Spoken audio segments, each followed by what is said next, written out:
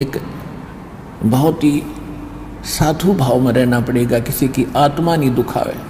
ठीक है, आपको धीरे धीरे सेट होने में टाइम लगेगा। जैसा भी जिसका व्यवसाय है अब वर्तमान में, उसमें एक साधुता लाओ।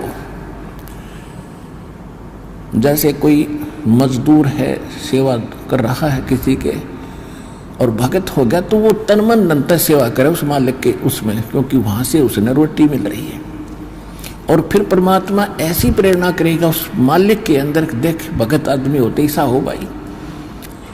कोई चीज पड़ी रहो घर में, उसके लिए मिट्टी समझे, चाहे पैसा हो चाहे सोना हो, कुछ भी हो, अपनी मिली हुई दो रोटी यानी दो दिहाड़ी मिलती है, उसमें संतोष सब्र करके देखा कितनी इज्जत बनेगी उसकी, और कितनी विनम्रता और उसके प्रति सद्भावना और उसका आदर बनेगा उस मालिक के हृदय में। इसी प्रकार अगर आप मालिक हैं, भगत हैं, आपके यहाँ कोई सेवादार सेवा करता है, उनको अपने बच्चों की तरह समझाए, उनको भगवान के बच्चे समझाए। वो बालक सेवा कर रहे हैं, भगवान के बच्चे हैं, उनको प्यार दे और उनके साथ कोई ऐसा गलत बर्ताव नहीं करे। और फिर कुछ दिनों में उनके दिल में ऐसी भावना होगी, परमात्मा दोनों तरफ रोल करता है, जब हम मालिक के अनुसार चलेंगे, फिर उन बच्चों में भी, उन सेवादारों में भी ऐसी भावना भर देगा भी हमारे जैसा नालायक नहीं, इसे ऐसे भले आदमी के घर में राम 19-21 कराएंगे सेवा में, मजदूरी में 21 काम कराया करेंगे भाई। तो इस तरह कितना अच्छा माहौल बनेगा। और हम जैसे मालिक तो समझता है कि न पैसे दो 100 रुपये और काम खींचूं 1000 का, और मजदूर क्या समझते हैं, रुपये लेवा 500 और काम करा 100 रुपया का। दोनों की नीयत खराब और दोनों दुखी, कर्म भी बिगड़े, टेंशन बनी रहे। तो इस प्रकार हमने अपने इस अंतःकरण के अंदर एक साधु भाव लाना पड़ेगा, और तब हम देखना आपका वातावरण कैसे बदलने लगेगा, कैसे बदलने लगेगा, पूछो मत। तो तब हम यहाँ भी सुखी होंगे। आपको चिंता नहीं रहेगी कि वहाँ सेवादार सेवा कर रहे हैं, वो अपने तन मन धन से सेवा करेंगे, भगवान से डर के वो भगवान से डरने वाले हो जाएंगे, फिर बातें खत्म हो जाएगी। अब तो आग लगी पड़ी है, रिश्वत ले ले, यूँ ले लूँ, फलान करूँ, जब करूँगा तेरा काम धर दे 500 रुपये, और उधर से 500 ले लिए, डॉक्टर के जाकर 1000 लग गए, वो 500 भी गए, 500 अपनी तनख्वाह में गए। अरे वो पाप कर्म जो कह दो धरे के धराए रहेंगे, फिर गधा बनकर पूरे करेगा जिससे रिश्वत ली है। तो इसी विघ्न में पैर दो मत, ये भगवान बताना चाहते हैं।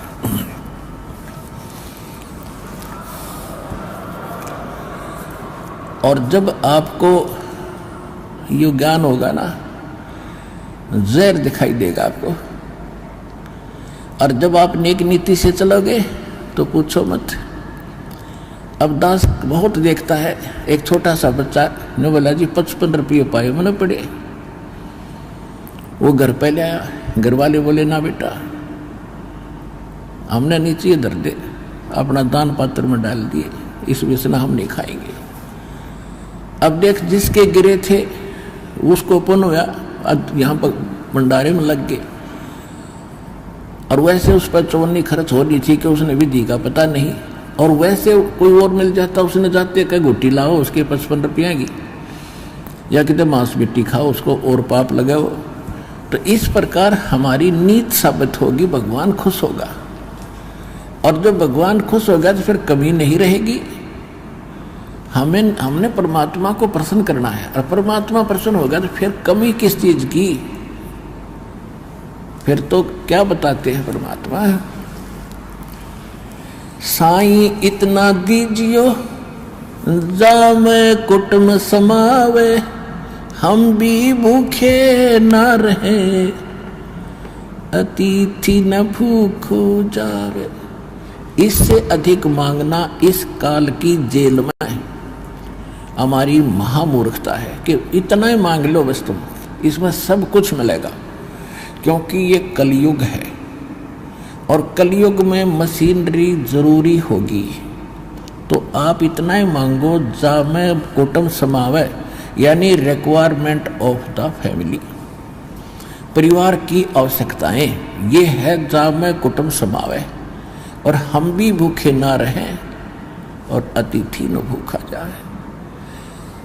फिर देगा आपको, और फिर रहो मालिक के वचनानुसार चलो। फिर कैसे, जैसे परमात्मा कहते हैं,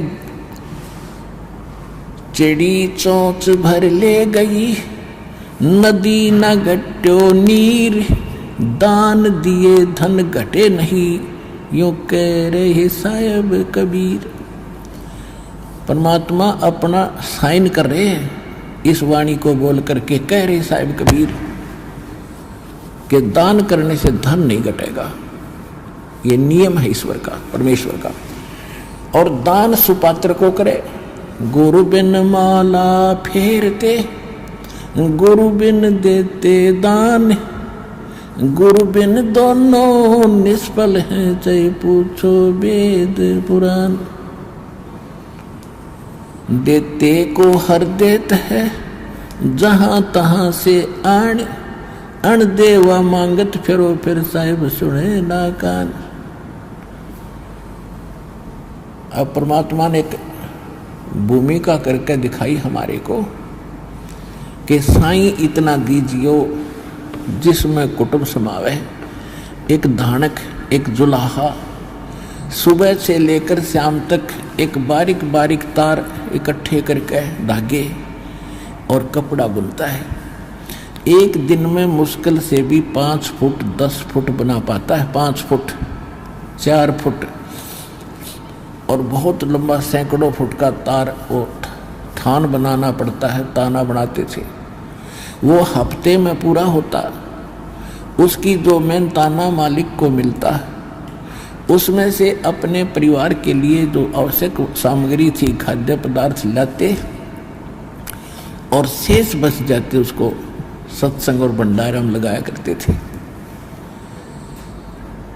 इस प्रकार परमात्मा हमें उदाहरण देते हैं कि इस लोक में आप भगवान की भक्ति अवश्य करो, पूर्ण संत से प्राप्त करके, फिर परमात्मा एक्शन में आवेगा। और वैसे आप ये फार्मूले अपनाओगे तो सफल नहीं हो पाओगे, क्योंकि फिर आपके साथ काल रहेगा, ये मन है, और केवल वर्क डन मिलेगा आपको। यहाँ वर्क से भी अलग मिलेगा आपको, किस्मत से भी न्यारा देगा परमात्मा, क्योंकि हम परमात्मा से कुछ और मांग ही नहीं रहे, इतना ही मांगते कि हमारी भक्ति बनी रहे और हमें कोई आवश्यक वस्तु का अभाव ना हो।